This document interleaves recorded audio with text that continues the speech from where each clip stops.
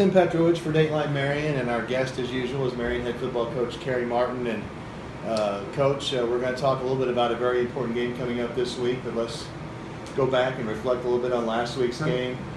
Playing against the top-ranked team in 4A, Althoff, and I'd say they were nearly as good as advertised, a 44-20 win for Althoff over the Wildcats. And you look back at the game, and it is kind of a shame because the game probably wasn't really a 44-20 game. Your team played pretty well with them for three quarters. It was 21-13 third quarter, and I told the kids afterwards I hate moral victories.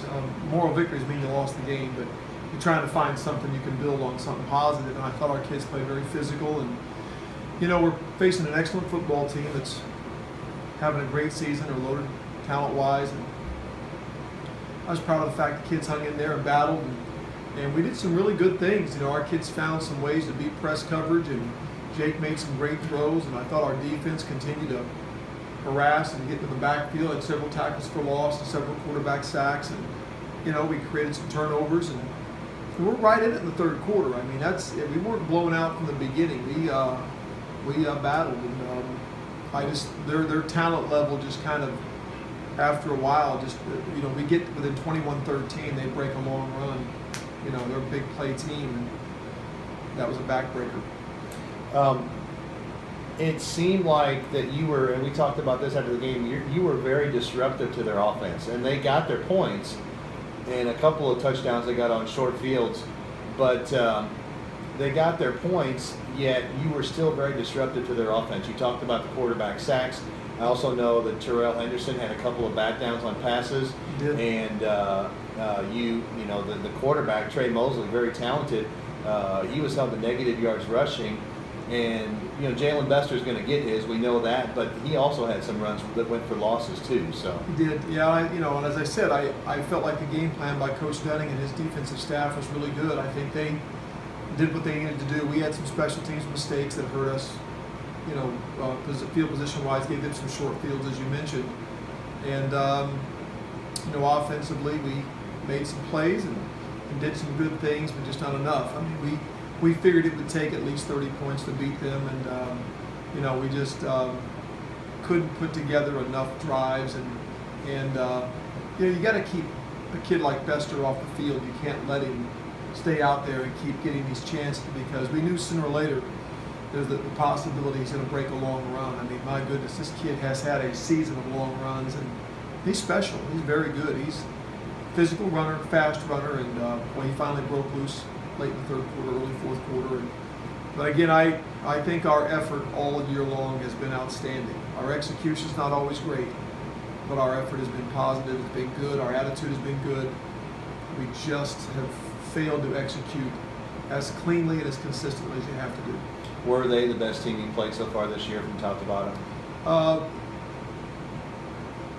Defensive and offensive line, I felt like Galesburg was awfully good. Linebacker, skill positions, receivers, running backs, this was by far the best team. I think Galesburg might have been a little better in some places, just sheer offensive line ability. But this team had so many weapons, receiver-wise, quarterback-wise, running back-wise. Galesburg didn't have a running back that could go to do this kind of stuff. This kid is special. So I would give the nod to Althoff because of their big play potential. And the linebacking crew is unbelievable. They could put 6 people down, 5 people down on the defensive line and keep those backers free. And Petro, we just had trouble, getting to their backers. So, as we look ahead now, you're 2-4 after this game. So basically, for the Wildcats, the playoffs start this week, and we talked a little bit about that. There has to be now a sense of urgency in this team, because if you want to continue that streak and tradition of postseason play, this team has to win out the rest of the year, and it's something that they're capable of. And now the challenge is to make sure they understand that and take that one game at a time and do that. And it starts off with a tough opponent in Centralia. It does. A team that's sitting here 5-1 with their only loss to Althoff. So with maybe the best quarterback around, special player, Yeah, I mean, you're right. It's a playoff game for us. I said the next 3 weeks we have 3 playoff games, and you know who your round 1, round 2, and round 3 games are. I mean, that's where you have to look at it. And we still aspire to be a playoff team. I still think I've been in this situation before where you're not talking playoffs at 2 and 4. You're talking long-term rebuilding or something. We're still talking playoffs because I think we have enough, talent to do that. If we can get consistent, and we've had our moments, we've had our halves, we've had our quarters. If we can be more consistent, we can put together 4 quarters, we can win these last 3 games. But it's not going to be easy. We know that Centralia is a huge obstacle. Good defense, talented running back, amazing young quarterback, and they're getting some things done. And not to say anything bad about Centralia, because you have to go out on the field and win the game. But we've talked about the fact you're 2 plays away from being 4-2 instead of 2-4, and then you put the challenge out there. I think that a lot of people would agree that if Centralia played the same schedule Marion played in the first 6 games, there's a possibility they'd be 2-4 as well. So the X factor is, of course, obviously the quarterback, and we know how Centralia does with quarterbacks. The other X factor is that they have managed to win the games that they were supposed to win, and that builds confidence. And so they come in as a very confident team too, and they're playing at home. Well, yeah, I mean they've playing at home. They're very confident. And I tell you, when they take the field with him at quarterback, they have some swagger to him because he's got the ability to make things happen. No matter what the score, no matter what the down and distance, he can make things happen. One of the things about it when you watch him on film is his ability to take a play that breaks down where you defend it well and make something out of it. There's film clips of him sacked or seemingly sacked or trapped, or even a blown play turns into a big game sometimes based on his ability to improvise. So you have to you have to cover him from snap to whistle the whole time because he is a playmaker extraordinaire. I mean, he can do it all. And I tell you what, the thing about it is, what he's grown in is his ability to throw the ball. His accuracy is very good. When we keep referring to him, Javon Williams is his name. Yep. And it's he comes from a long line of talented quarterbacks. Right. And you got a taste of him last year, and to see what he could do as a sophomore. You got to play him twice last year. How much does that help you going into this year? Well, I mean, there's no surprises. We're not going to be surprised by something he does or surprised about his ability. We know exactly who he is and what he's capable of. So we just have to continue to play the kind of defense we played. We did a great job of containing Koki as quarterback, who is an amazing runner and scrambler and a good passer as well. And we have to do our best to try to.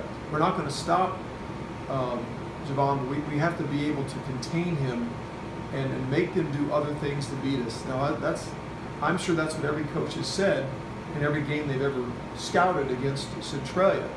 Make them do something else, don't let him beat you.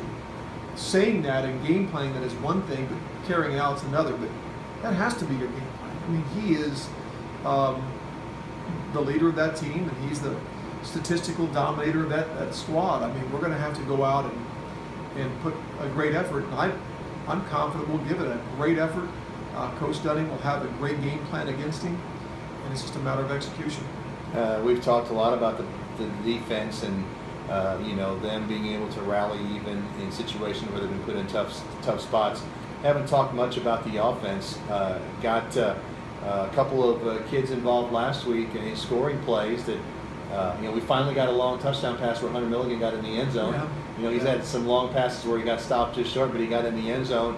And then I think a little nice surprise with Malcolm Berry on that last touchdown. He was, yeah, great kid. Been out several weeks with a hamstring injury, and he's a really team-first kind of guy, and he's a great blocker on our offense. He's an unselfish player, and it was just really great to see him, break free. He had a nice touchdown catch last year, Week 9 against Rich South, and you just cheer for kids like that. You root for him because, he's such an unselfish guy, and then to have a chance to shine and to break a long run against Althoff and to look fast going down that sideline, coming off that injury, I was real proud of him.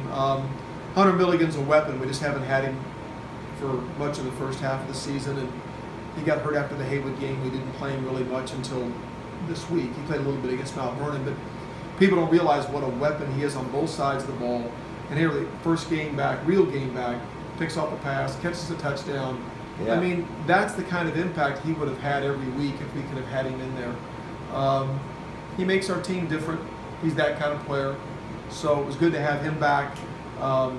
He's a difference maker.